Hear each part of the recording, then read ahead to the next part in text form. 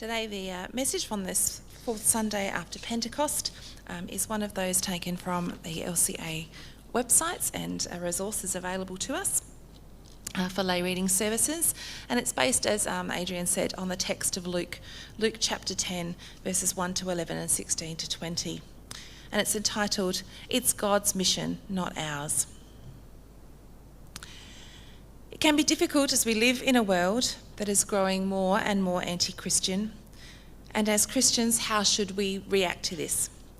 Is it appropriate that we just sit back and say, well, there's nothing we can do about it? It's tough to know what we should do, but we need to be careful that we don't take up a fight that doesn't really belong to us. You may recall Paul warning the Galatians, "Beware of anyone who comes preaching a gospel different to the one that I came to you with." But what he didn't tell us was to take up arms against them. He simply told them to be sure of what they believed and don't be misled by anyone. Let God deal with what needs to be dealt with. He encouraged them to live a godly life and to let God fight the fights that need to be fought. He didn't in any way say that the fight wasn't important, but instead he encouraged them to not let anything distract them from what God had called them to do.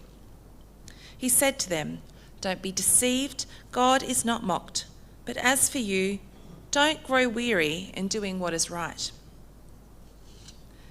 Let us work for the good of all, especially for the family of faith. Let us support and encourage one another here in our congregation, our parish, our wider church, the family of faith, because we're all in this mission together. Let us always be focused on the cross of Christ, otherwise we'll be distracted from what God asks us to do.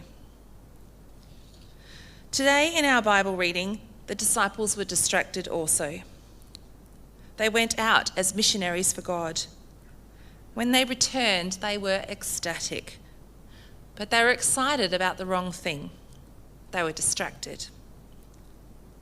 As they said, "Lord, in your name, even the demons submit to us." But Jesus reminded them of what it was important. Don't rejoice that the demons submit to you.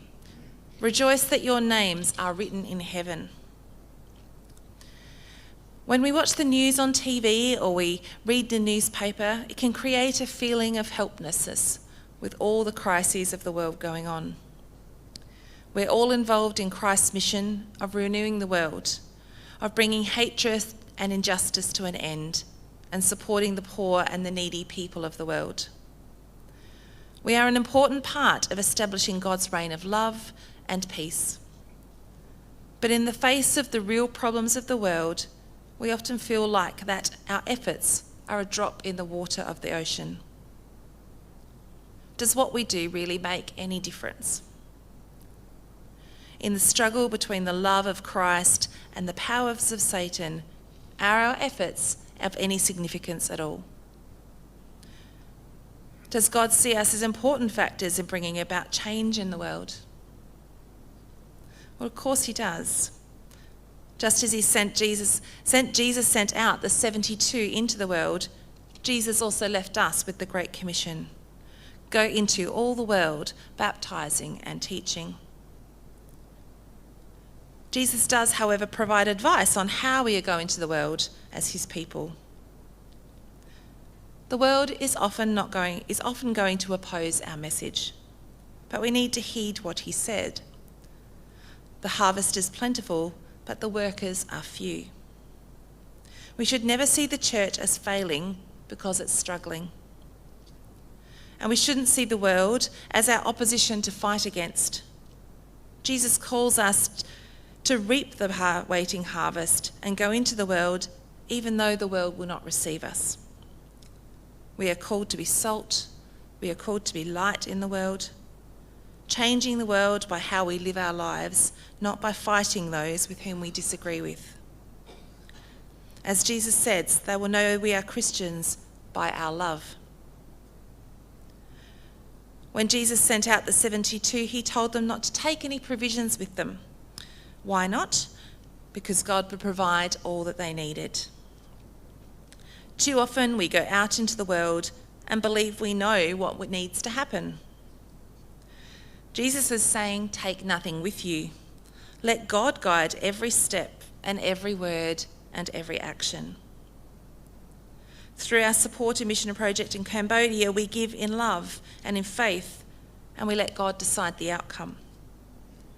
We don't know what God is going to do to us, so we take nothing and we let God lead the way.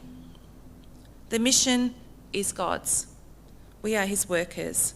We are bringing in God's harvest through love and compassion for our neighbours. If we start to work with our agenda, then we can interfere with how God is planning the harvest. Just as the farmers in Cambodia will now adjust their farming strategy according to the new situation and how the season is, God too has a mission plan and asks us to let him guide our words and our actions. Just then Jesus tells the disciples how to deal with rejection and to not let that rejection weigh you down. Don't take the baggage with you and let the anger and thoughts of revenge distract you from the mission. Keep focus on the mission. Keep doing good, even to those who oppose you. And finally, in our reading today, Jesus reminds us as to what it's all about. Too often, we can become focused on the successes. The success can become our motivation. When churches find success and grow, they can become focused only on the growth. But Jesus says to his disciples, don't rejoice at your success. Rejoice that your name is written in heaven. And so that should become our motivation. Not success, but the desire to have others have their name written in heaven. We can become disheartened at the result of our mission when the results don't happen. When we are rejected and become disheartened, we can feel hurt. But remember what Jesus said. They are not rejecting you, they are rejecting the one who sent you. The true hurt is with God. So let us ask once again the Lord of the harvest to send us labourers and loving supporters to his harvest, to make us all faithful in our public witness to Jesus, and to make each and every one of us faithful in bearing Christ's name and witness to all. And may we remember that it is the honour of bearing his name that we rejoice, and that our names are written in heaven. Amen.